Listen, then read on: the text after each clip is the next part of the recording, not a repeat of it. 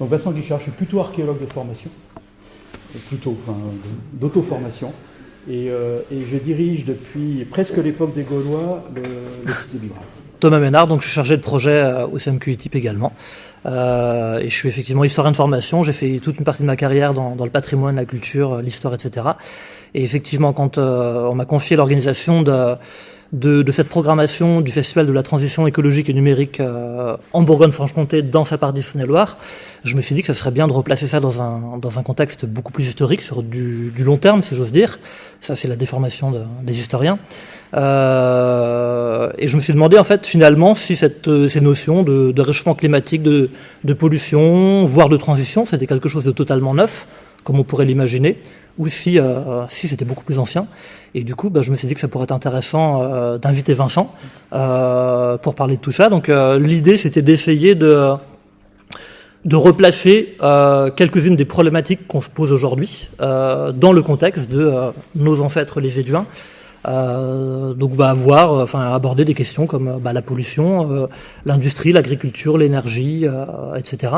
Et l'idée derrière tout ça, c'est de voir si, alors peut-être pas du tout, mais de voir si les archéologues du coup savent si les Éduins polluaient, si oui, est-ce qu'ils en avaient conscience, et si oui, est-ce qu'ils faisaient quelque chose pour lutter contre cette pollution, ce qui signifierait que, sans doute pas avec le mot, mais la transition finalement est éternelle, si j'ose dire. La transition existait déjà il y a 2000 ans. Donc ça me semblait intéressant d'inviter Vincent pour voir si on pouvait répondre à ces questions. Je ne sais pas si les archéologues ont des réponses, mais justement c'est ce qu'on va essayer de voir. Donc merci beaucoup Vincent de nous faire le plaisir et l'honneur d'être là ce soir. Je suis désolé qu'il n'y ait pas plus de monde encore une fois, mais voilà, il faudra qu'on étudie un autre format par la suite. Et du coup, je ne sais pas si on se lance avec les questions qu'on avait... Mon Dieu. Alors, heureusement, il n'y a pas trop de spectateurs du désastre que cet échange. Et on pourra dans tous les cas adapter comme le but, c'est de faire une causerie. Nous au CMQ, on n'aime pas trop ce qui est descendant, ce qui est des conférences. On préfère le collaboratif et discuter ensemble pour s'intéresser à tout ça. Si je dis trop de bêtises. Il y aura sans doute que toi qui maîtrise le contenu, donc. Du coup, déjà, est-ce que tu peux nous rappeler ce que c'est que Bibracte, en tout cas le Centre archéologique européen, et ce que tu y fais avec tes équipes? En fait, moi j'ai l'habitude de dire, mais c'est pas pour te flatter sur le mot de transition, c'est que c'est un site archéologique qui a l'énorme intérêt, c'est pour ça qu'on y travaille depuis 150 ans, d'être le témoin privilégié d'une transition. Et je le dis comme ça, je l'écris de plus en plus. Le mot transition n'était pas dans mon vocabulaire il y a 10 ans, il l'est vraiment aujourd'hui. Une transition qui n'est pas une transition climatique, on pourra parler de transition climatique tout à l'heure, parce qu'évidemment les archéologues ont des choses à dire sur le sujet, parce que c'est d'abord ce qu'on est en train de vivre aujourd'hui, mais une transition en termes du passage d'un monde à un autre, d'un point de vue historique. Donc Bibracte est une ville qui a duré toute la durée du 1er siècle avant notre ère, et rien d'autre. Donc ce qui veut dire aujourd'hui pour les archéologues, c'est absolument extraordinaire, parce qu'on n'est pas embêté par les 2 millénaires d'histoire urbaine qui ont suivi, pour moi qui travaille sur la période de la fin de l'âge du fer, ces 2 millénaires d'histoire urbaine qui ont suivi, c'est une pollution. C'est un encombrement. C'est-à-dire qu'il faut des villes comme Bibracte, il y en a eu d'autres.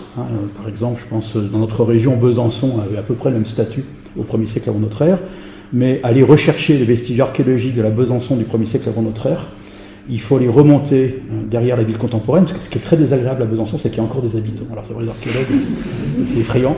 La ville moderne, la ville médiévale, la ville romaine, et c'est encore en dessous qu'il faut aller.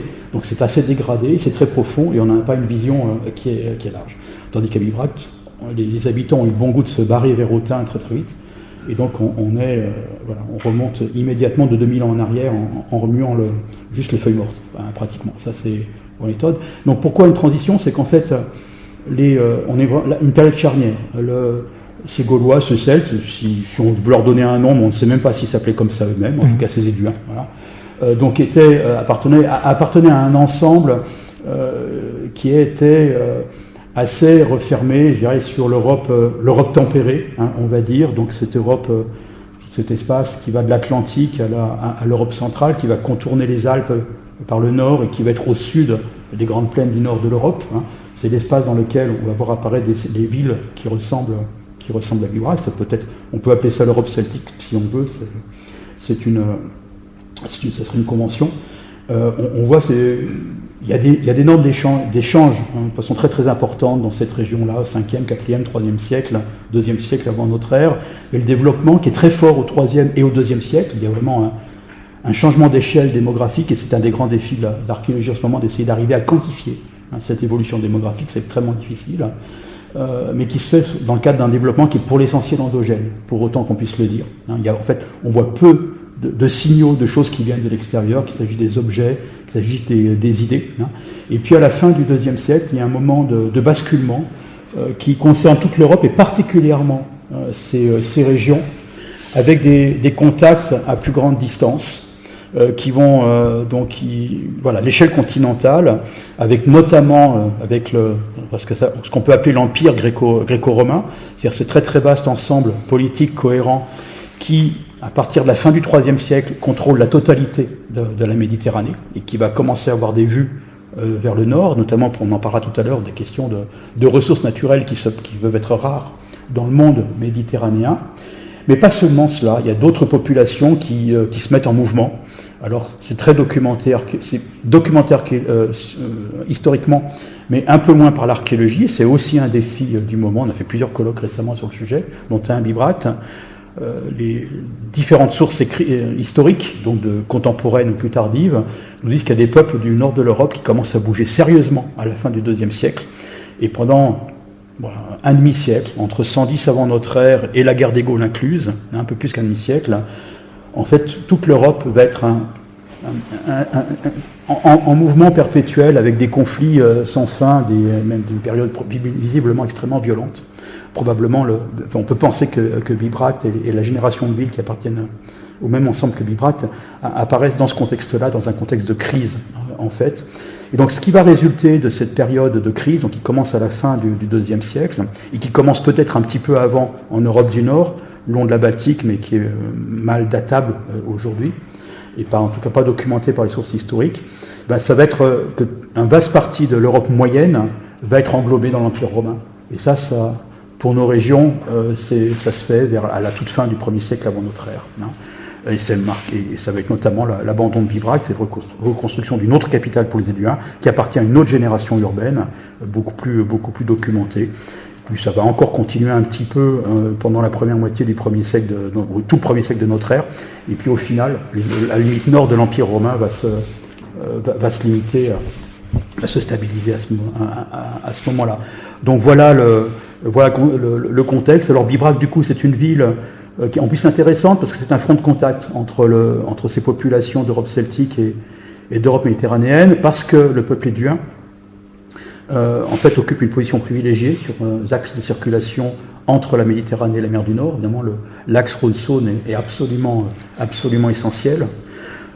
Et donc, comme ils ont une capacité à embêter beaucoup les autres, donc Rome a pris des contacts diplomatiques et avec eux, même peut-être avant même la fondation de Bibracte, et c'était un des rares peuples avec lesquels Rome a signé un traité d'alliance militaire dans son histoire, ce qui n'est pas absolument banal. Donc donc les contacts avec le monde méditerranéen sont particulièrement précoces et intenses à Bibracte. Donc on voit génération par génération, une génération, c'est 20 ans, c'est très court, sachant que l'espérance de vie est de 45 ans, quelque chose comme ça à cette époque-là.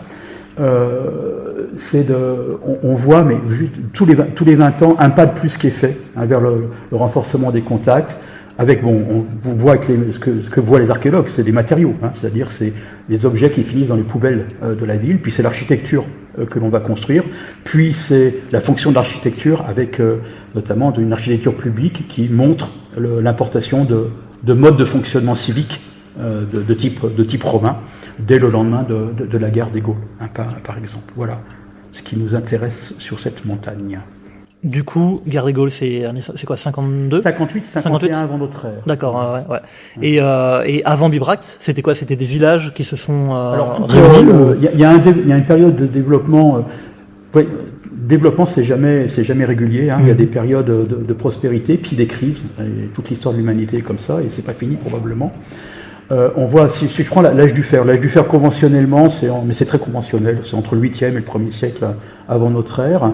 Et on voit le premier âge du fer est une période de développement économique, social et politique qui va culminer au 5e siècle avant notre ère avec un renforcement des contacts avec le monde méditerranéen qui est plutôt le monde grec à cette époque. Le plus bel exemple que l'on ait est en Bourgogne, c'est la tombe de Vix. La tombe de Vix, fin du 6e siècle avant notre ère, ça montre ses contacts lointains et le cratère de Vix lui-même est probablement je dirais quelque chose qui témoigne c'est un cadeau diplomatique. Ça montre on essaie toujours dans ces grands axes d'échange privilégiés nord-sud, dans le prolongement de la Saône, parce que c'est le seuil de Bourgogne, c'est juste l'endroit où la Seine devient navigable. Et puis après, très rapidement, dans la seconde moitié du 5e siècle, les contacts avec le monde méditerranéen se rompent.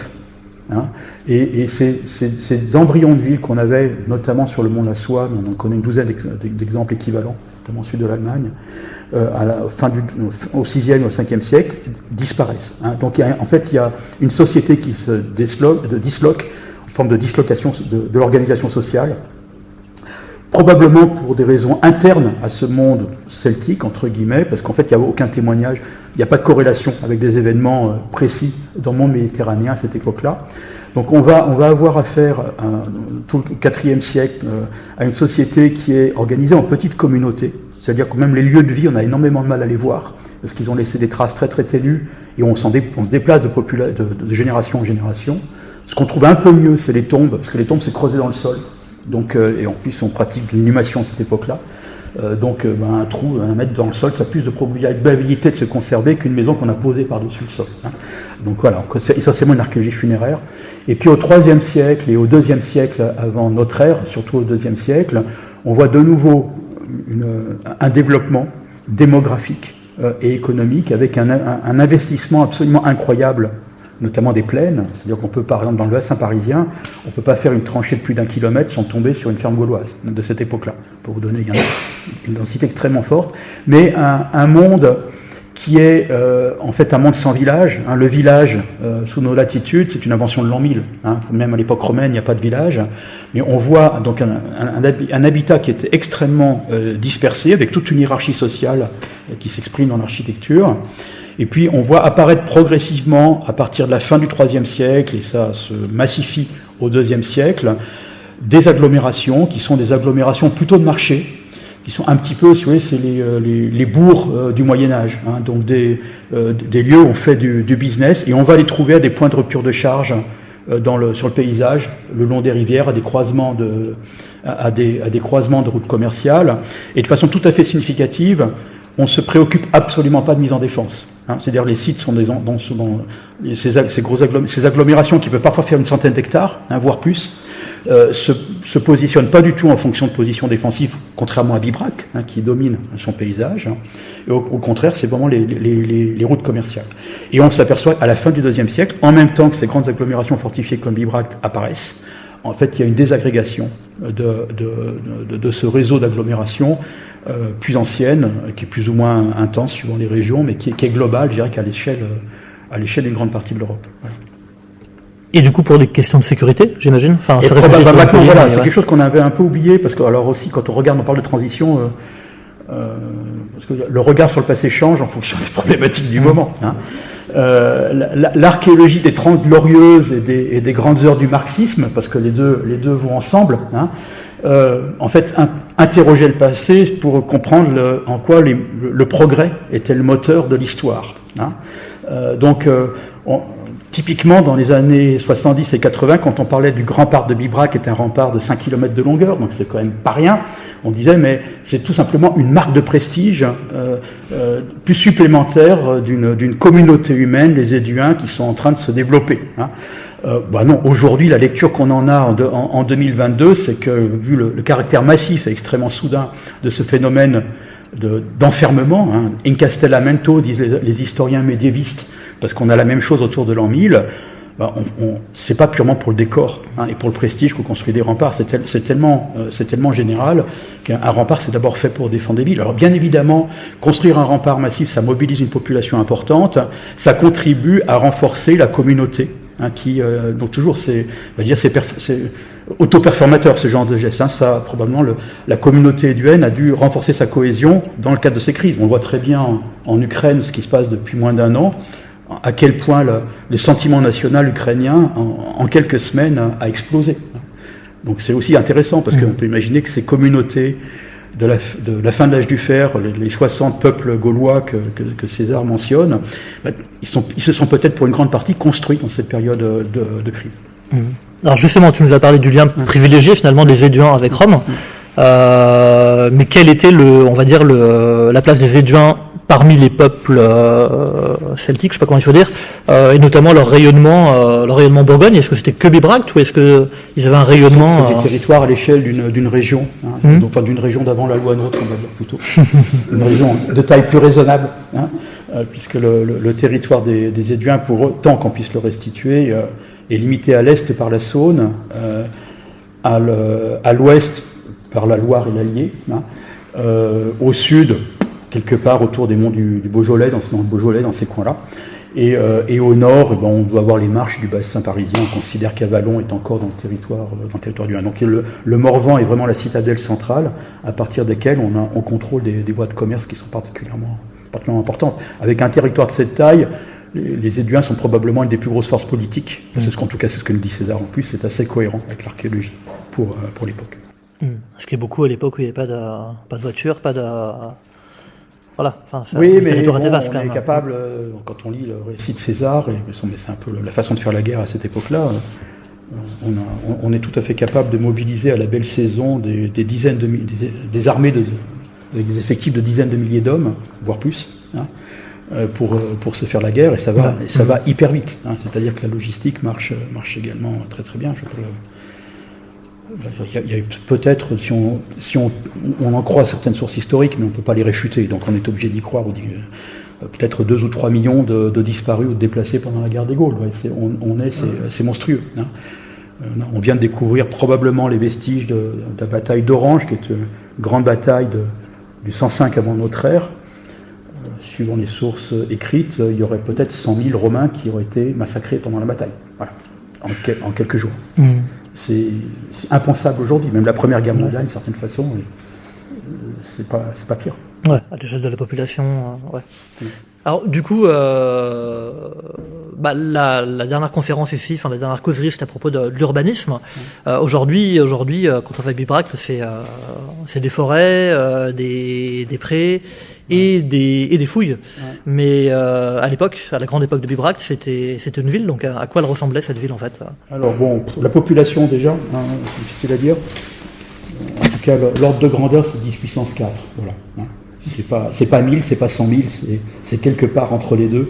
Je dirais entre 5 000 et 20 000. Et puis aussi, c'est quoi l'organisme urbain? Quelles sont ses limites? On ne sait pas. C'est pas très clair parce qu'effectivement, on a 140 hectares dans la fortification, avec une densité de population qui a l'air relativement abondante à certains endroits. On se dit peut-être 1 millier de foyers dans l'enceinte de la fortification. Donc si vous imaginez qu'un foyer, c'est 3 générations de la même famille, sous le même toit, vous arrivez vite à 10 000, comme ordre de grandeur. Mais l'agglomération ne se limite pas à ça. C'est aussi des quartiers satellites autour qu'on connaît beaucoup moins bien, parce qu'il n'y a pas beaucoup de travaux.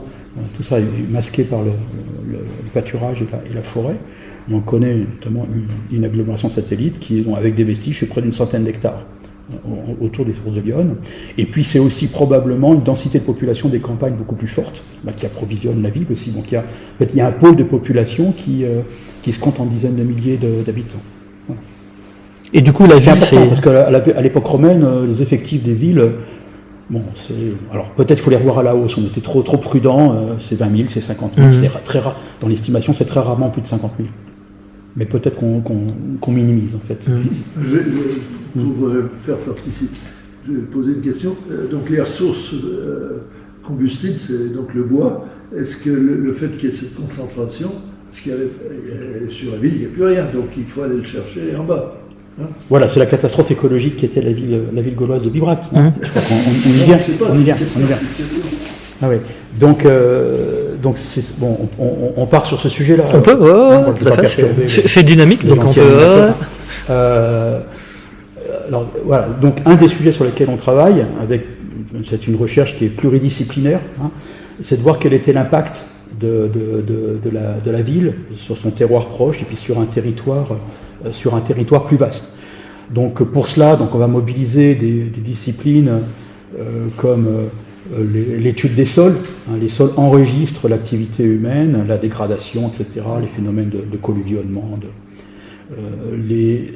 beaucoup de disciplines de la botanique, la palynologie, hein, qui permet de regarder le signal des pollens dans les tourbières. On a de la chance tout près de Bibrac d'avoir une très belle tourbière à côté des sources de l'Yonne. Donc la tourbière qui gonfle progressivement avec la mousse, hein, qui va se déposer, en fait va piéger des poussières atmosphériques dans lesquelles il y a des poussières issues de la végétation, qui sont des pollens, mais qui sont des poussières siliceuses, et puis également des poussières liées à l'activité humaine, donc de pollution, hein, qu'on va pouvoir mesurer.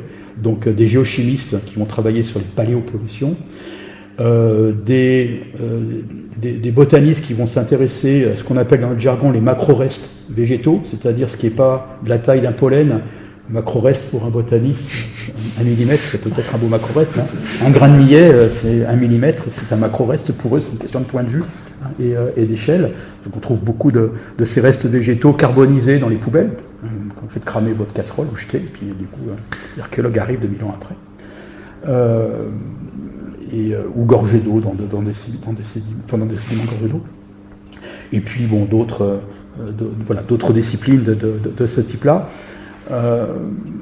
Alors, ce qu'on peut dire, bon, c'est des pièces de puzzle, hein, qui font, il n'y a pas une vision cohérente et précise. Si on regarde, alors on ne peut pas regarder les ossements à Bibrac, parce que sinon on pourrait aussi faire intervenir des archéozoologues, mais les sols du Morvan sont hyper acides, donc il n'y a plus rien. Hein.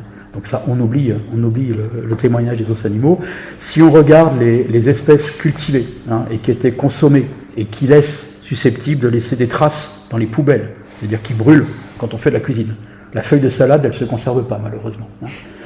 Les plantes de potager, de jardin, on n'a pas grand-chose à en dire. Peut-être, sans doute un jour, on sera capable de faire des études à l'échelle moléculaire d'ADN pour voir les variétés améliorées, mais aujourd'hui, c'est un sujet sur lequel on n'a pas encore travaillé. Mais on regarde par exemple les légumineuses ou les céréales, on s'aperçoit qu'il n'y a pas que des céréales de montagne, hein, au contraire, minoritairement dans les poubelles de Bibrac. Hein, donc des blés nus par exemple, qui ne peuvent pousser de façon efficace que dans les grandes plaines. Donc, ce qui veut dire que très probablement, c'est pas une surprise, mais c'est bien de le montrer par d'autres moyens. Bibrac est un lieu de consommation qui allait capter, hein, des ressources sur le territoire de l'ensemble de la communauté duenne, donc y compris les plaines du Val-de-Saône ou du Val-de-Loire. Hein, voilà. Pour cet exemple-là, quand on regarde le bois utilisé pour la construction ou pour le charbon de bois des ateliers, parce qu'il y avait des centaines d'ateliers à Bibrac, on s'aperçoit que le bois de chauffage, c'est toujours du hêtre. Donc c'est ce qui est encore aujourd'hui, hein, c'est la forêt climatique. Donc c'était ce qui couvrait naturellement le territoire à cette altitude à ce moment-là. Par contre, le bois d'œuvre, pour les remparts, pour les bâtiments, c'est que du chêne. Hein. Et puis du chêne, donc c'est pas de sciage en long, mais on utilise du chêne vraiment avec un hyper régulier, c'est-à-dire qu'on est allé chercher des arbres qu'on pouvait facilement fendre pour faire des débitages qui sont réguliers. Donc c'est pas du chêne de coteau du Morvan, c'est les futaies qui étaient encore existantes et qu'on a fini de détruire à cette époque-là dans les grandes plaines. Hein. Donc ces futaies de chêne qui se sont mises en place à l'Atlantique, c'est-à-dire 6-7 000 ans avant les Gaulois, et qui ont été progressivement dégradées par l'homme au fil des générations. Visiblement, il y avait encore de beaux restes dans certains secteurs. Alors, d'où viennent-ils exactement? Je ne suis pas capable de vous le dire. Peut-être que, petit à petit, en suivant les modalités de croissance qu'on peut mesurer quand on a des gros bouts de bois, on peut mesurer les cernes de croissance, la dendrochronologie, ça peut permettre de donner des datations, mais ça donne des informations sur les conditions de croissance des arbres. Donc il y a des sujets, c'est un sujet sur lequel on avance, mais la documentation s'accumule pas très vite. Autre sujet, son environnement proche. On s'aperçoit qu'en fait, il y a une énorme érosion des sols, c'est pas un scoop, hein, c'est-à-dire une population de milliers d'habitants qui a besoin de se chauffer, qui a besoin de bois d'œuvre, qui a certainement des animaux, je dirais, commensaux, hein, dire que les porcs, enfin, il y avait toute une... On peut imaginer qu'il y avait pas mal d'activités autour de cette ville. Il devait plus y avoir beaucoup d'arbres sur le mont Beuvray, hein, et effectivement, on arrive à mesurer de l'érosion, hein, des pentes, et notamment le premier rempart, le plus ancien, est très très émoussé. Ça a pu se faire qu'au 1er siècle avant notre ère. Alors, on a une équipe universitaire seulement qui travaille justement sur des profils sédimentaires, et pour regarder sur le temps long. Alors le temps long pour les archéologues, pour nous, c'est quelques milliers d'années, hein, ou quelques centaines d'années, pour voir les épisodes d'érosion liée à l'agriculture, à l'activité humaine, et les épisodes de stabilisation du sol. On peut très bien le voir par des profils. Il y a toujours des micro-charbons qui permettent de dater, ou d'autres techniques qui permettent des datations de sédiments, alors pas de façon très précise, mais on n'est pas toujours là. Et on voit qu'effectivement, il y a des périodes de stabilité des versants, puis des périodes de forte activité. Notamment, celle qui est la mieux documentée, c'est pas la période de Bibracte, mais c'est plutôt la fin du Moyen-Âge, avec une pression humaine absolument incroyable, avec l'arrivée de nouvelles essences aussi, ça fait partie de la perturbation et des pollutions, notamment, je prends l'exemple du châtaignier, arrive massivement au milieu du Moyen-Âge. Dans notre région. Notre indicateur, c'est ce qu'on va retrouver dans les tourbières, donc les signals des poussières. Donc on voit très bien les périodes de déforestation et de réenforestation. Hein, alors on voit typiquement, il y a une période de déforestation forte, hein, à la proto-histoire, avec un signal important depuis le néolithique final, depuis en gros le 3e millénaire avant notre ère, donc le millénaire entre 2000 et 3000 avant notre ère, qui devient de plus en plus important jusqu'à l'époque romaine. Un refermement relatif du paysage, moins important que ce qu'on pensait sur la période du Moyen-Âge, hein, de la grande crise entre le 4e siècle et l'an 1000, après de nouveau une pression humaine forte jusqu'à l'époque moderne, et puis une réinvasion de la forêt massive au XXe siècle. Hein, c'est tout à fait marrant de voir qu'on n'a jamais eu autant de forêts sur nos territoires, et qu'il y en a aujourd'hui. Et alors ça, on arrive à faire des datations aussi, parce que la répartition, suivant la part des différentes espèces, ça peut nous donner une datation. On fait du carbone 14 aussi sur la tourbe elle-même. Et on va regarder d'autres poussières, et notamment c'est un truc qu'on fait depuis pas très longtemps, on va regarder les retombées de métaux lourds, hein, à différentes étapes, et on s'aperçoit qu'effectivement il y a une retombée. Alors il y a des retombées de métaux lourds qu'on connaît bien, mais qui sont à l'échelle de la planète, hein, notamment à l'époque romaine, parce qu'il y a une activité absolument énorme à cette époque-là, qu'on va retrouver dans les glaces polaires, dans les dépôts de fond de lac, mais un peu à l'échelle de la planète. Là, les collègues ont pu montrer, ou ils croient, la démonstration est peut-être encore pas complètement faite, qu'on a aussi des retombées de poussière qui sont locales ou régionales, et en particulier on voit un pic de plomb vers la fin de l'âge du fer, l'époque romaine, c'est pas super précis. Et pourquoi c'est local? Parce que en fait, quand on regarde la signature isotopique, c'est pas la signature globale qu'on a sur la planète, donc c'est plus ou moins corrélé avec l'âge des gisements de plomb argentifère du secteur. Et quand après on va aller enquêter dans les bois, on va s'apercevoir qu'effectivement il y a beaucoup de traces fossiles d'exploitation minière. On en a des centaines et des centaines dans le Morvan. L'inventaire est loin d'avoir été fait en entier. Donc on a gratté en fait à des époques très anciennes, probablement avant l'époque romaine pour la grande majorité, tous les affleurements de minerais qui correspondaient à des métaux intéressants à l'époque et qui étaient exploitables avec les technologies de l'époque. Hein. C'est du plomb argentifère pour récupérer de l'argent, hein, et pas du plomb. Ça peut être un peu de cuivre, on n'en a pas des tonnes dans le Morvan. C'est pas mal de l'étain, curieusement, d'une ressource qu'on avait complètement minorée et qui est importante, notamment dans le sud du Morvan. C'est évidemment du fer, hein, qu'on va retrouver des chapeaux de fer oxydés sur tout un tas de gisements minéralisés. C'est certainement aussi pas mal d'or, mais plutôt par orpaillage. Vous évoquez l'étain. J'ai lu récemment, dans un autre cadre, une théorie sur la guerre des Gaules en disant, bien sûr, il y a tout le contexte historique de César, le proconsul, patati patata, mais qu'on cherchait à protéger la route de l'étain, c'est-à-dire la Cornouaille vers le monde romain, puisque la source principale de l'étain, c'était la Cornouaille et la Bretagne, enfin la Bretagne française. Avant, ça passait par le détroit de Gibraltar et il y avait tout un trafic par les peuples de la mer ou les Phéniciens, des choses comme ça. L'étain qui arrivait dans le monde, il n'y a pas d'étain dans le monde méditerranéen. Oui, tout à fait, c'est clair. Il n'y en a que dans les massifs hercyniens. Ouais. Et donc la source principale, c'était la Cornouaille, on va dire. Et évidemment, il y a une possibilité, c'est, disons, le flux direct à travers la Gaule. Et il y a des traces archéologiques, paraît-il, de bagarres pour essayer de piller des convois d'étain. Alors, c'est pas écrit, on n'a jamais trouvé d'étiquette, il y a cette bagarre a eu lieu.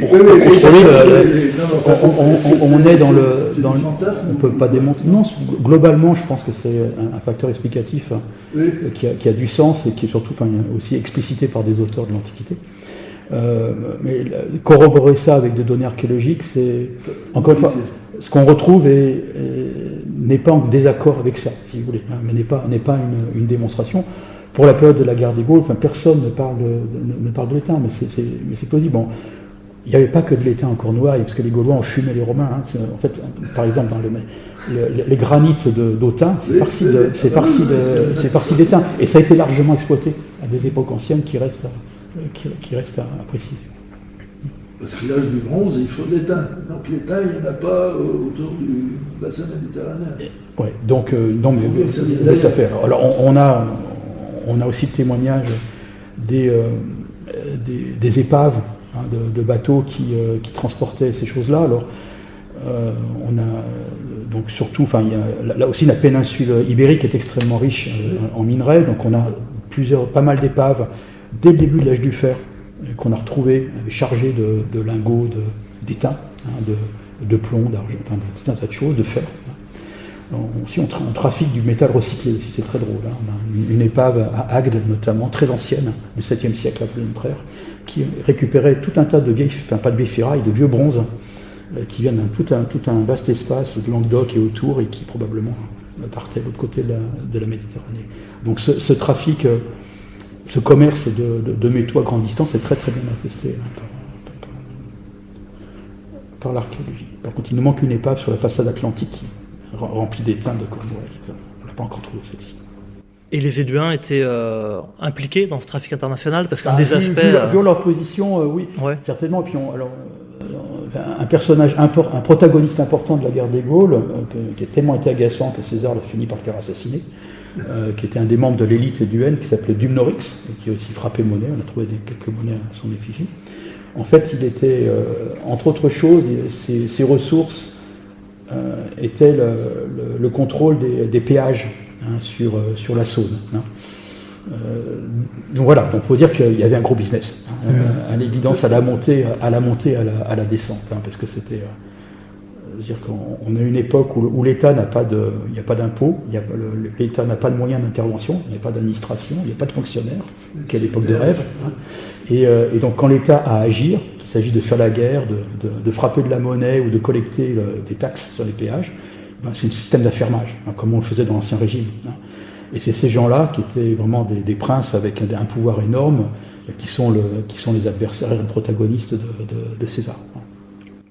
Donc la globalisation, finalement, la mondialisation, comme on dit aujourd'hui, ça existait. Il y a une vraie mondialisation qui se fait avec l'Empire romain. Donc on voit apparaître massivement à Vibrac, d'abord surtout des denrées de luxe au départ, ce qui est assez banal. Donc c'est pour l'essentiel du vin, qui est pour l'essentiel produit sur la côte ouest de l'Italie, et qui est produit pour ce marché barbare. C'est-à-dire qu'il y a une industrie de la globalisation. Il y a une demande forte, donc on invente l'offre parce que la demande est forte. Ça c'est absolument clair, c'est très très bien prouvé par les textes. Et puis circulent des denrées, des produits de luxe à une échelle complètement dingue, puisqu'on va à Vibrac trouver des fruits exotiques comme des dattes et des figues dans des tombes riches. On n'a pas trouvé des tonnes, mais bon, les conditions de conservation, c'est quand même rare, déjà extraordinaire qu'on les trouve. On va trouver les premiers récipients en verre fabriqués pratiquement, si je mets de côté quelques objets dans l'Égypte ancienne, qui sont une industrie du Levant, donc la côte entre l'Égypte et la Syrie. on va trouver des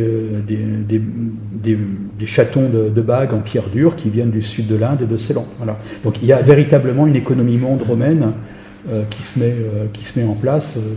Voilà. Le monde change d'échelle et je pense très probablement pour les gens qui ont vécu à cette époque-là, leur perception du monde a changé. Ils n'ont pas... voilà, waouh, c'est nettement plus grand que ce qu'on percevait avant et on le voit même dans leur expression artistique. Il y a un rapport au monde qui est très différent. Moi, ça m'intéresse, c'est l'eau, pas le bibrac, ouais. Voilà, le potable, etc. Et aussi, vous avez parlé de pollution, et du point de vue archéologique, qu'est-ce que c'est qu'une pollution? Est-ce que c'est la même que celle qu'on aurait aujourd'hui? Non, mais après, bon, est-ce que cette pollution a été vécue par les contemporains et perçue?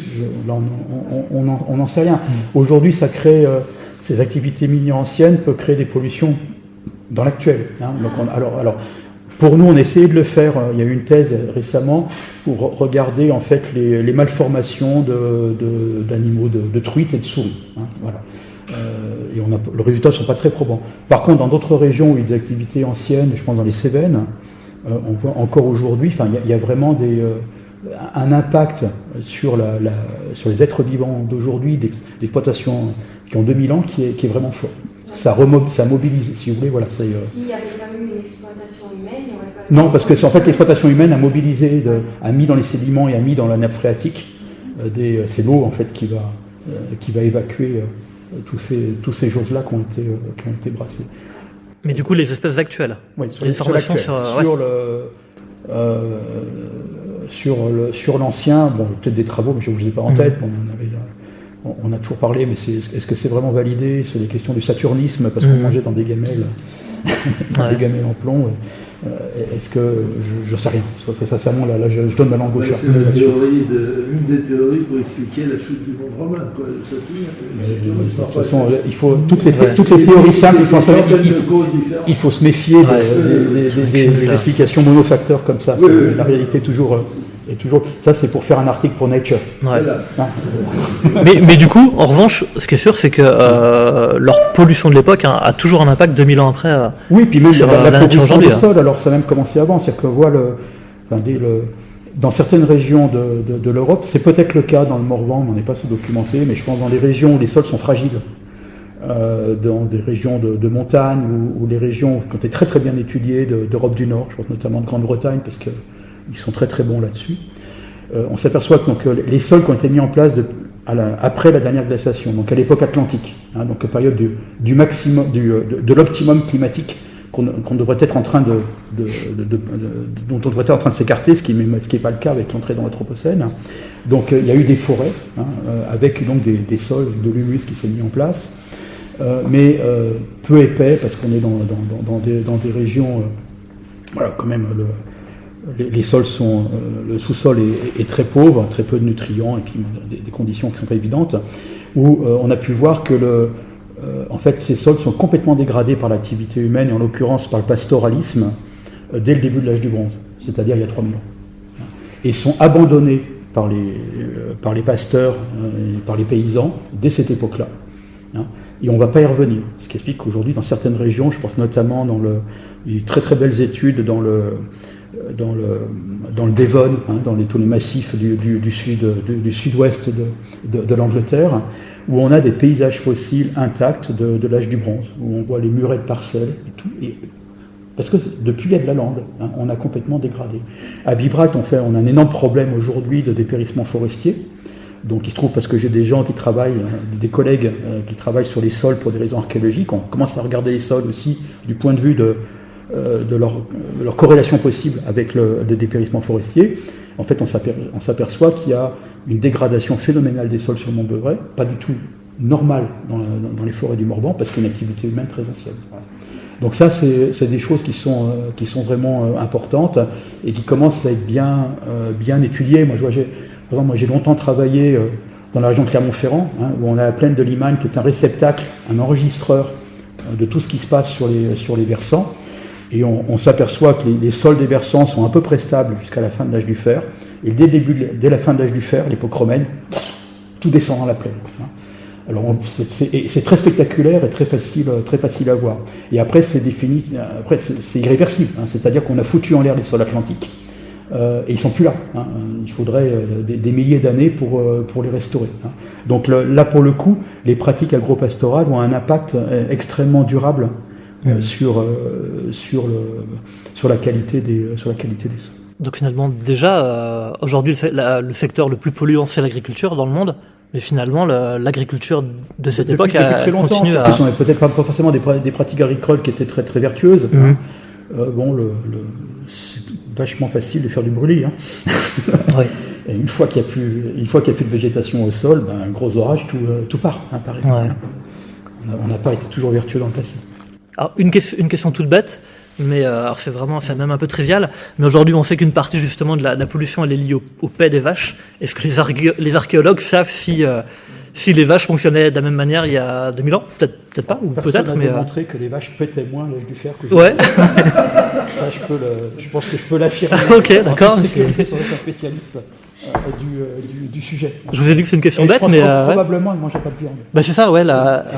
Mais la dentition des vaches est exactement la même que celle d'aujourd'hui, donc il n'y a pas de souci. Ok, mais même au niveau physionomique, tout est pareil? Parce que aujourd'hui, on se pose la question de donner une autre nourriture aux vaches, mais ça nécessite une adaptation physiologique, je sais pas comment on dit, mais... C'est dit que maintenant, il y a beaucoup de chiens et de chats qui sont végétariens. Ouais. Dans l'autre sens, je sais pas... Non, enfin là, ce sujet-là, on sait pas.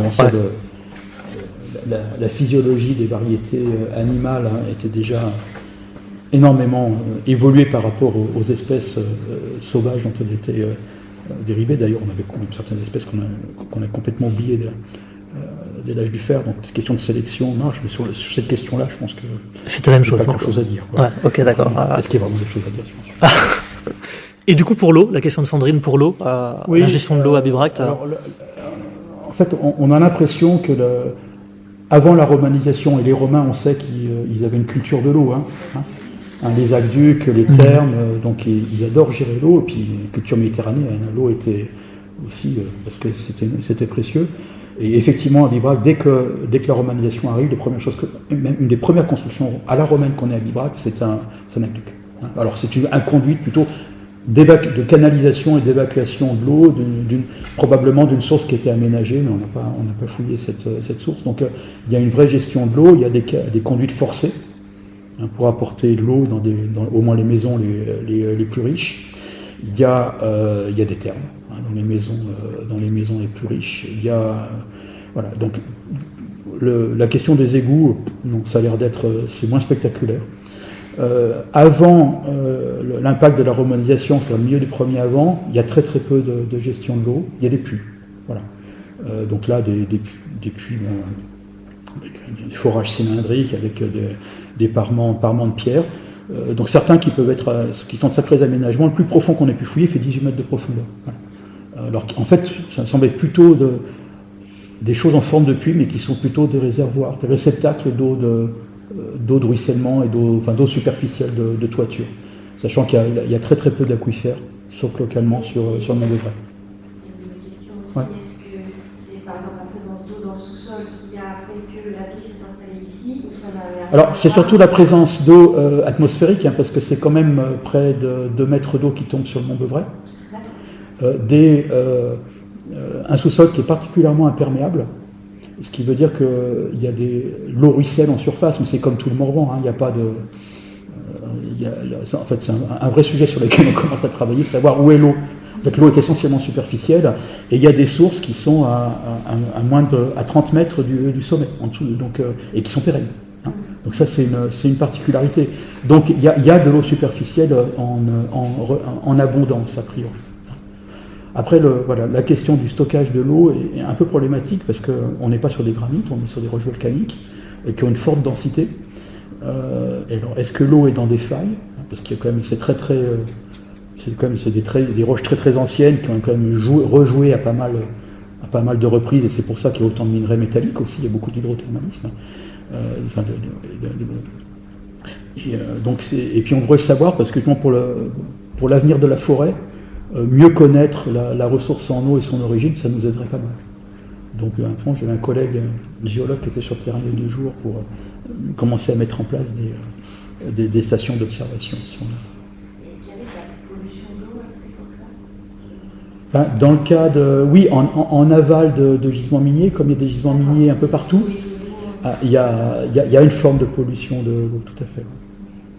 Et est-ce que vous en avez conscience de ça? Non, ça, c'est ce que je disais, pas, on n'a pas du tout de... On ne sait absolument pas si on a conscience. Alors aussi, je dirais que les volumes de ces ressources du sol ou du sous-sol qu'on mobilisait sont infiniment plus faibles qu'aujourd'hui. C'est la question de l'échelle aussi qui est importante. La population sur un territoire aujourd'hui, en France, on est combien? En France, 70 millions, je crois. 70 millions, ouais. Bon, au grand maximum, il y avait 10 fois moins de personnes, ou peut-être 20 fois moins. Et bon, un collègue avait dit une fois à une conférence, alors c'est invérifiable, mais je pense qu'il avait fait ça au doigt mouillé, mais je pense que c'est, en termes d'ordre de grandeur, il n'avait pas tort. Je dirais que si on mettait ensemble tous les objets en fer de l'âge du fer qui ont été trouvés à l'échelle européenne, on n'arriverait pas à construire plus d'1 kilomètre de voies ferrées. Voilà, si vous voulez...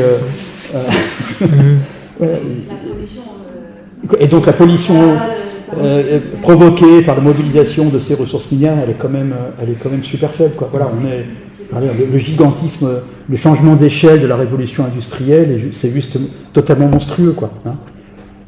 C'est ça, c'est le passage dans l'Anthropocène, c'est le changement d'échelle, quoi. Mais par contre, la destruction des sols...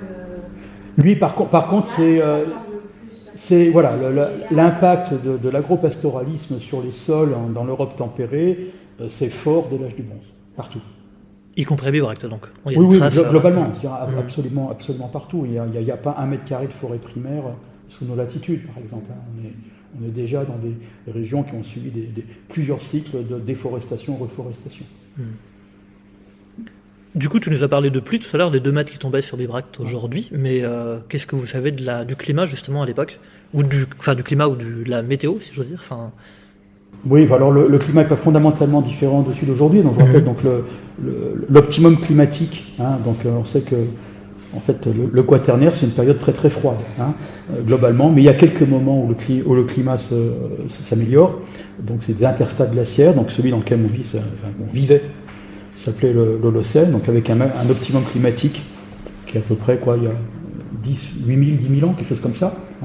Et c'est à la faveur de cet optimum climatique que les sociétés humaines agropastorales, puis industrielles, puis celles qu'on connaît, qui se sont développées. Et donc, voilà, il y a un basculement de cette époque-là. On suit très bien un rafraîchissement progressif du climat jusqu'à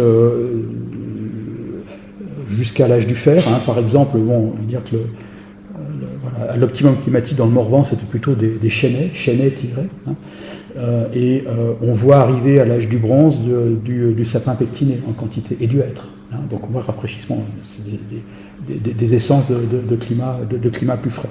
Donc là, cette tendance à repartir vers une période glaciaire, elle est bien notable. Elle est encore revenue à plusieurs reprises avec, par exemple, le petit âge glaciaire au 18e. Donc il y a des pulsions comme ça, un peu plus froides.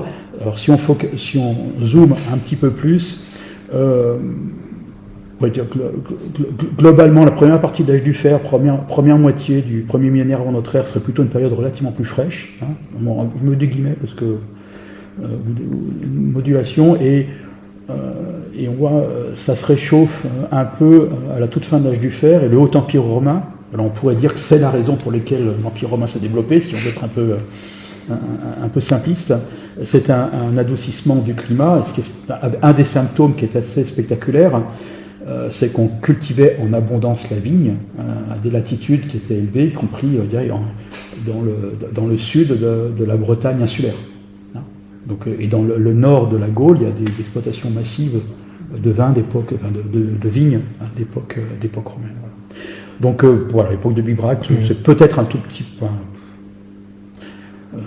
C'est pas fondamentalement différent. Quand on regarde la végétation forestière, elle est pas très différente de l'actuelle. Et la vigne? Il y avait la vigne à Bibracte? Et la vigne, il n'y en a pas, pour des raisons qui sont plutôt de qualité de sol. D'accord. On n'est pas vraiment une région propice à cela. Alors du coup, il y a un thème qui est très à la mode, si je veux dire en ce moment, et qu'on n'a pas abordé, c'est celui de l'énergie, du chauffage. En fait, comment se chauffer les Éduins, a priori pas au nucléaire, mal. Mais mal, ouais. Comme ma voisine, hein. Moi, j'ai une voisine qui est issue, j'habite à Glu-en-Glen, hein, dans un monde, et donc, qui est issue d'une famille qui sont là depuis des générations, l'hiver, hein, qu'il vente ou qu'il neige. Donc elle a la base de sa porte là, pour que les poules ne rentrent pas, qui est fermée, mais la porte est toujours ouverte, même s'il fait moins 15. C'est pour éviter d'avoir de la fumée dans la maison, donc on vit dans le froid, quoi. Ouais. Donc on l'a oublié, mais la source de chaleur, c'est pour faire de la cuisine, quoi. Donc, Ouais. C'est moderne. je crois que le chauffage central a quand même du bon, hein, me Ouais. semble-t-il. Donc la gestion de la ressource en bois, en fait, elle est difficile à quantifier. Bon, on a à Bibrac des centaines d'ateliers d'échelle familiale, hein, de transformation de matériaux métalliques. On a à peu près tous les métiers du métal étaient représentés. Il est hautement probable que le bois arrivait dans les ateliers sous forme de charbon. Hein. Mais l'archéologie du charbonnage, c'est pas évident. Hein. Mais c'est un truc qu'on va développer un jour. Maintenant, on peut automatiser les carbone 14, en faire en des quantités.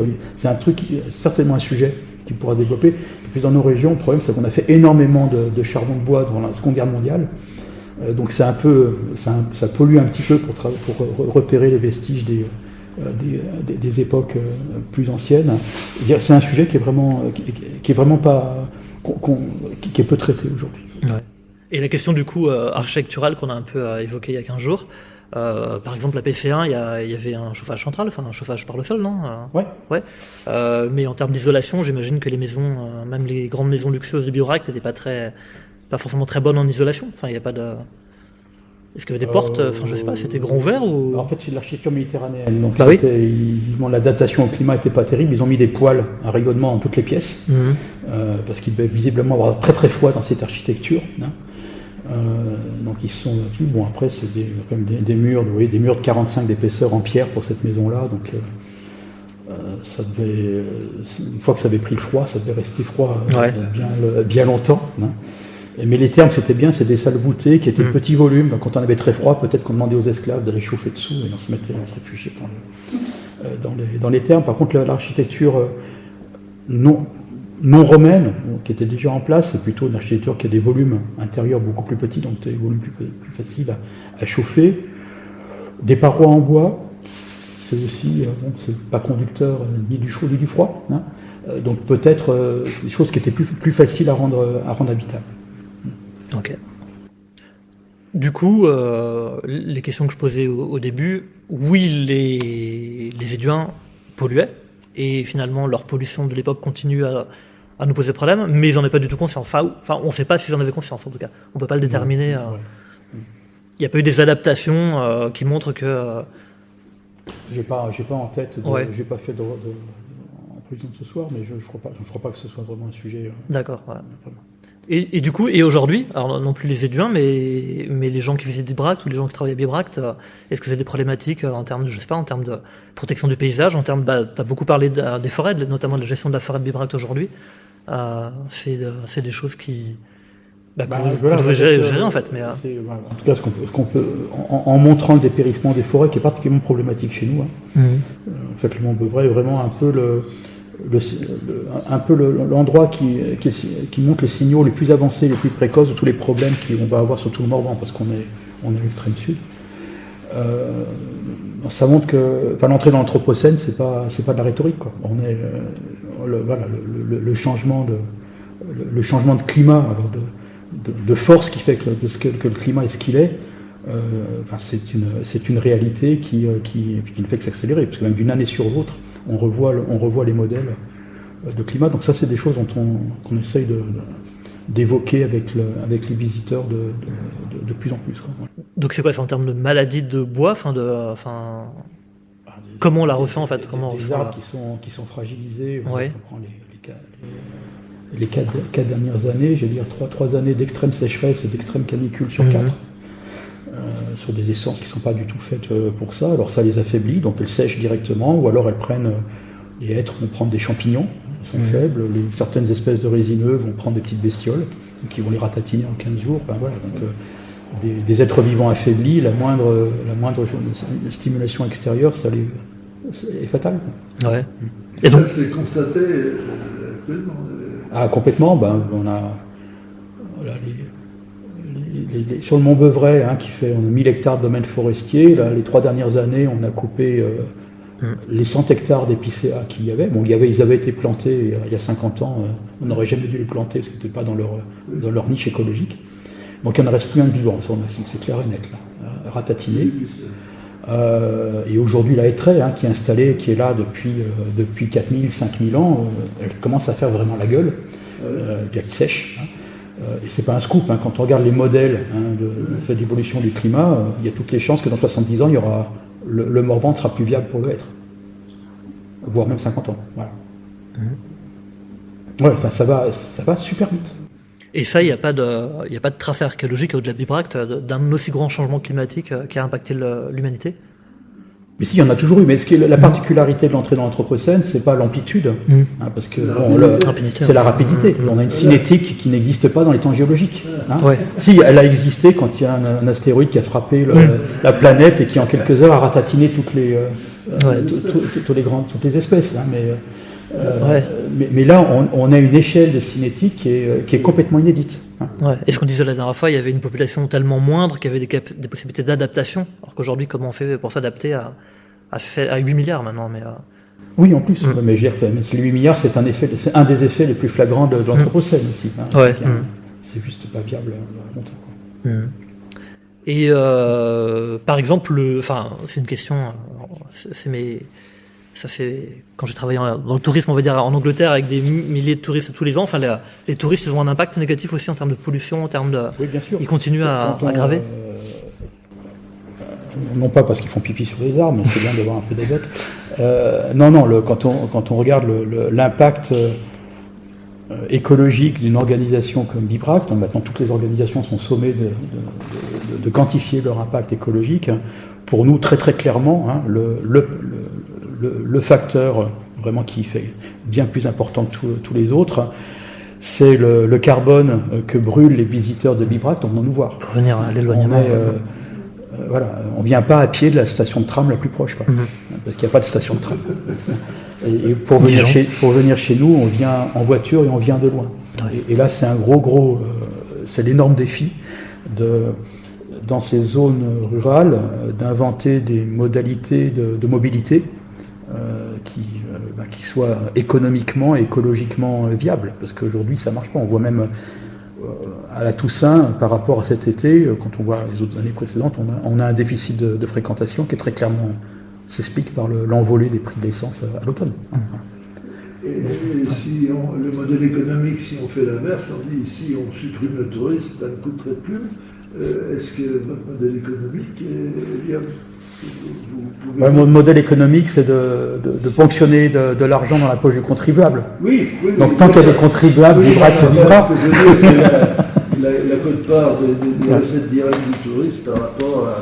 Mais je pense que, il serait quand même, public, quoi. il serait souhaitable qu'on se laisse la possibilité de se promener quand on a envie, quand même. Bah oui. Ça serait terrible. Quel est l'intérêt de voir Bibracte si personne ne le voit? Mais globalement, je veux dire que c'est quand même un des acquis de notre société, on ne va pas le perdre. Mais par contre, il y a d'autres pratiques à mobiliser, c'est de faire moins de kilomètres, mais on voit, mais ça évolue d'une année sur l'autre de façon phénoménale en ce moment. Les gens viennent en train, ils se débrouillent, ils restent une semaine, 2 semaines, ils traversent le Morvan à pied, ils vont reprendre un train. Enfin, les pratiques sont en train de changer à une vitesse qui est juste incroyable. Est-ce que vous avez des questions? Les 2 éléments qui polluent le plus au niveau mondial, c'est la surpopulation en fait, et l'immigration. Toutes les migrations touristiques, quelles qu'elles soient, c'est ça qui est le plus déterminant. C'est même pas les pratiques au quotidien, c'est des plus secondaires. Les transports en général, quoi. Les transports en général. Et nous, on n'est pas bon du tout, quoi. Et on ne va pas mettre les transports en commun traditionnels dans des régions à très faible densité de population. On est à moins de 10 habitants km carrés. Hein. On ne va pas mettre des lignes de bus ou des lignes de... C'est juste, il faut inventer de nouvelles formes de mobilité. Même si je crois les villes restent plus polluantes. Enfin, je crois les plus grosses émissions de CO2, c'est dans les banlieues, en fait, les gens qui vont tous les jours travailler en ville, je crois que malgré la masse de pollution, on va dire, dans la campagne, vu que c'est la campagne, il y a quand même une absorption du CO2, c'est apparemment ça. Oui, c'est les gens de campagne qui vont bosser en ville, donc ils vont polluer les villes aussi. Oui, non mais je parle des grosses agglomérations en fait où il y a des millions de gens qui font tous les jours. Un habitant d'une. Allez, je prends ma famille. Hein. On habite en pleine campagne. Avec les enfants qui font amener à l'école, les courses, ça veut dire que le bilan carbone, il est catastrophique, juste catastrophique. On est largement au-dessus de la moyenne nationale, c'est évident. Quoi. Ah bah ouais. On se chauffe au bois. Tant qu'il reste du bois. Vous dites que dans 50 ou 70 ans, il n'y aura plus de haies. C'est un scénario qu'on pensait un peu catastrophique il y a 4-5 ans, et quand on voit maintenant... c'est en train de devenir le scénario probable. Donc Bibrac pourrait se retrouver complètement déforesté ou est-ce qu'il y aurait on essaye, dire face à la difficulté, nous depuis l'année dernière, on essaie de mettre en place, avec des scientifiques, qui étaient déjà partis sur place, un laboratoire d'expérimentation forestière. Comme on ne sait pas où on va, il vaut mieux afficher le fait qu'on ne sait pas et qu'on risque de faire des conneries dans notre gestion sylvicole. Moi, c'est ma stratégie. Et on expérimente. Voilà. Donc on aimerait vraiment garder une forêt productive. Alors quand on dit forêt productive, c'est quoi? C'est évidemment du bois, parce que je pense que du bois, on risque d'en avoir assez besoin, c'est très à la mode le bois, en plus que c'est écolo. Hein, mais sauf qu'on va le piller en Amazonie ou dans les forêts primaires de Scandinavie et ailleurs. Hein, c'est pas terrible. Donc garder une capacité de production de bois importante dans des pays qui ont quand même un état fort et qui peuvent faire de la régulation de la façon dont on le fait, je pense que c'est absolument indispensable. Les forêts aussi, je dirais, rendent d'autres services dits écosystémiques, plus ou moins mal caractérisés aujourd'hui, mais le piégeage du carbone, le rôle bénéfique sur la circulation de l'eau, parce que ça temporise la circulation de l'eau, c'est ça. Hein. C'est important aussi, c'est mal quantifié aujourd'hui, donc ça c'est quelque chose aussi à mieux caractériser. En termes d'aménité, hein, c'est-à-dire que nous on est content quand on est urbain d'aller pouvoir se balader en forêt. Hein. Donc tout ça c'est à prendre en compte, et puis voir comment est-ce qu'il est possible, encore réaliste, d'imaginer, d'accompagner l'évolution des forêts dans le cadre du changement climatique, tout en gardant à la fois une ambiance forestière et une économie forestière. Donc c'est ça qu'on essaye de faire. Donc en aidant la forêt à se diversifier, parce que toutes les forêts de résineux qu'on a dans le Morvan, c'est des plantations artificielles avec des essences importées, surtout les 50-60 dernières années. Et donc il n'y a aucune diversité. Donc, quand il y a une espèce qui crève, il n'y a plus rien, tout y passe. Et puis comme on sait que quand il y a un parasite ou quand il y a une infestation, plus les arbres de la même espèce sont serrés, plus on favorise l'expansion du problème, de la maladie ou du parasite. Donc déjà diversifier les peuplements, ça semble être une règle de bon sens qu'on avait oublié.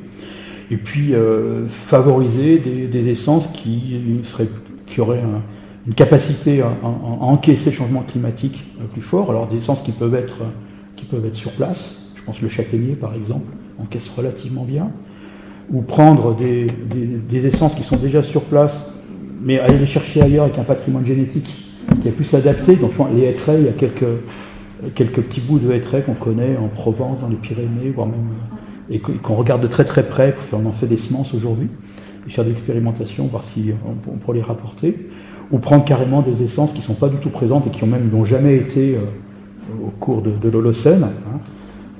Et on commence, nous on va faire des expérimentations ici avec du pin maritime, du pin laricio, du chêne pubescent, du cèdre de l'Atlas. Hein. Voilà. Parce que, en espérant, alors on ne va pas avoir un climat méditerranéen, mais on va avoir plutôt un climat méditerranéen continental chaud, ce qui veut dire que les hivers restent froids et surtout avec des gelées printanières très fortes, c'est ce qu'on voit en ce moment. Donc il ne faut pas non plus mettre le chêne vert et le chêne liège, ça ne marchera pas. Hein. Ils sont trop gélifs. Donc l'écologie de nos régions, il n'y a pas vraiment beaucoup de... Il faut peut-être aller voir du côté de l'Anatolie, dans des coins comme ça aussi, parce qu'on n'a pas encore assez fait pour voir des assemblages d'essences qui seraient pertinents.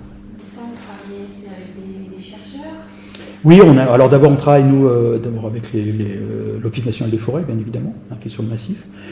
On travaille avec, là, on n'a pas impliqué tout le monde, mais on travaille beaucoup sur les sols. C'était aussi un peu une opportunité d'avoir des gens qui étaient intéressés. Donc il y a le labo biogéosciences de Dijon, hein, qui est en plein sur ces sujets-là, des flux de carbone, puis la circulation de l'eau dans les sols. Une équipe de département de recherche forestière d'une université tchèque, qui sont très très bons. Donc ils travaillent beaucoup sur les sols forestiers notamment, mais pas seulement. Et qui sont venus pour faire de l'archéologie, mais en fait maintenant ils travaillent pour l'avenir du massif, c'est rigolo. Et en fait, paradoxalement, là, les compétences qui me manquent, c'est des gens qui travaillent plutôt sur la physiologie végétale, hein, sur ce qui est au-dessus du sol forestier. Sur ce qui est au-dessous du sol, on est très bon. Après, bon, c'est des compétences, on sait bien où elles existent en France, à Nancy par exemple. Voilà. Je pense Mais qu'il y a des pépiniéristes qui s'intéressent aussi à ces sujets de reforestation, oui. de tester les essences, etc. Oui. Pour l'instant, c'est pas encore. Alors, je découvre, moi je suis archéologue, donc je connais bien la communauté archéologique, je découvre du coup la communauté de recherche forestière française. Elle n'est pas très organisée et pas du tout connectée à l'international, surtout. Ça m'épate, parce qu'en archéologie, on est complètement connecté à l'international. Mais c'est fou de voir à quel point, notamment les problèmes climatiques qu'on a ici, là, sur la forêt. L'Europe centrale, d'abord, ils ont les pluies acides il y a 30 ans. Maintenant, eux, ils n'ont pas eu de Douglas, par exemple, en République tchèque, parce que à l'est dans le bloc de l'Est, on plantait de l'épicéa. Et là, ils ont perdu des centaines de milliers d'hectares de forêt là, ces 4 dernières années. Donc là, la recherche est à fond, quoi. Donc c'est super d'aller récupérer, d'aller s'accrocher à leur train, ce qu'ils font des choses remarquables. La recherche forestière, les sujets sont gigantesques. Gigantesques. Et il n'y a pas eu de gros incendies à C'est un nouveau sujet. Ouais. Alors, le risque incendie, même c'est pas du tout dans la culture des forestiers à nos latitudes, ils l'ont pas. Ils sont en train de l'acquérir à grande vitesse. Mmh. Et puis d'autant plus que la forêt est un enjeu social très fort aujourd'hui. Hein, donc la forêt du Morvan est toujours sous les projecteurs parce que il y a énormément de conflits sur les points de vue sur la gestion, pour malheureusement des raisons réelles. Hein. Et ces différents points de vue, ça fait aussi qu'on a des incendies criminels, hein, régulièrement, sur des parcelles de résineux, jeunes parcelles de résineux. Des gens qui font ça. Alors, quand on fout le feu à une parcelle de résineux pleine d'herbe, en plein mois d'août, en pleine canicule, c'est pas terrible, quoi. Et ça, on a ça tous les ans maintenant. Donc c'est un sujet c'est un vrai sujet, quoi, social. Du coup, le job du directeur d'un centre archéologique européen, c'est autant de penser à l'avenir qu'au passé finalement aujourd'hui. En fait, nous, on a une position très très particulière, c'est qu'on n'est pas, on n'a pas de responsabilité. Nous, on est gestionnaire quand même d'un millier d'hectares sur le Beuvray. C'est quand même pas mal. Hein, on a joué le terrain de jeu, mais en fait, on est un peu un terrain neutre par rapport au jeu d'acteurs, hein, des collectivités, des chambres consulaires, etc. Et c'est plutôt ce rôle de médiateur qu'on essaye de jouer. Hein. Parce qu'on pourrait dire la même chose de l'agriculture, hein, qui est aussi dans un mur total aujourd'hui. Le système de production qu'on a mis en place dans le cadre de la PAC n'a plus beaucoup d'avenir, quoi. Il n'y a pas du tout d'agriculture sur le domaine de Bibracte aujourd'hui. Il y a 2 ans, les vaches sont revenues. Je pense qu'il n'y a probablement pas. Depuis 80 ans, on n'avait pas dû voir une vache sur le Beuvray. Ok, d'accord. Donc c'est une volonté, Oui, c'est symbolique aussi. Ouais, ok. Plutôt que broyer l'herbe avec un tracteur, on se disait que autant le faire manger à des vaches qui produisent de très bons fromages d'ailleurs.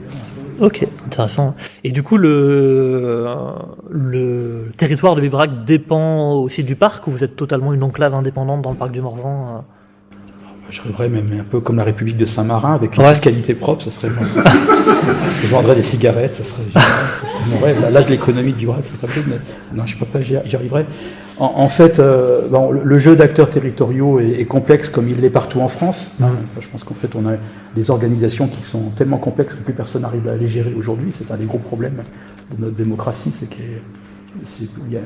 le bateau est gigantesque, mais il n'y a plus de bar. Hein. Je le vois tous les jours. Donc nous, on est gestionnaire d'un territoire patrimonial qui fait un peu moins de 1000 hectares. En fait, en l'occurrence, on est gestionnaire pour le compte du parc du Morvan et pour le compte de l'État, qui sont propriétaires. Hein. C'est nous qui organisons tout. Donc dans un jeu d'acteurs où on est sur 3 communes différentes, sur 2 départements différents, et chaque commune est rattachée, après la loi NOTRe, à une communauté de communes différentes. les synergies entre tout ça. Et en plus, il y a le parc qui chapeaute ça sur des questions environnementales et paysagères, dans une belle région qui s'appelle la région Bourgogne-Franche-Comté, avec des tutelles des services de l'État, du ministère de la Culture, double parce qu'on est monument historique et parce qu'on est un site archéologique, et du ministère de l'Environnement parce qu'on est un site classé, et parce qu'on est Natura 2000, et parce que machin, et parce que truc. Mais on arrive à bosser malgré tout ça. Ce qui est passionnant, c'est qu'on rencontre plein de gens. Parce que pour avancer, il faut causer avec pas mal de monde. L'utilisation des nouvelles technologies en fait par les archéologues et encore la semaine dernière, on avait une intervention de monsieur professeur Nicole sur l'intelligence artificielle et il nous a dit qu'il aide, l'intelligence artificielle aujourd'hui peut aider les historiens, alors j'imagine les archéologues également. L'entrée dans les big data, l'intelligence artificielle, elle n'est pas encore faite. Et l'archéologie est en discipline d'érudition qui compare des matériaux, plus on aura de matériaux à comparer. Oui. Et là, ça sera une véritable révolution de la discipline quand on sera passé à cette échelle-là, c'est-à-dire agréger nos données, non pas chacun de nos petits coins, mais à l'échelle d'un continent, et avec des dispositifs d'intelligence artificielle qui font des comparaisons de façon beaucoup plus fiable et pertinente que peuvent le faire les archéologues eux-mêmes, clairement. Là, la machine, et les technologies sont en place, c'est une question d'assemblage, et de bonne volonté, et de jouer le jeu dans le collectif, de partager des données. Avec le problème, c'est que partager des données, ça fait bouger des électrons, et ça contribue au changement climatique. Et ça, c'est un vrai gros problème. Encore une fois, ça se met en la queue. Et c'est... Pardon. Parler du tourisme. Ouais. Est-ce que faire venir, que les touristes viennent à Bibracte, c'est moins polluant que de faire venir Bibracte en numérique, en vision 3D chez les gens?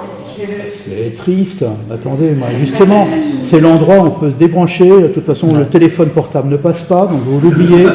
S'il y en a qui veulent, on met un seau d'eau à l'entrée, vous jetez votre téléphone dedans pour avoir une expérience sensible sur une réalité matérielle réelle qui n'est pas trafiquée par les techniques d'image. On en a tellement besoin de ce contact avec de vrais lieux que ça devient de plus en plus précieux, au contraire.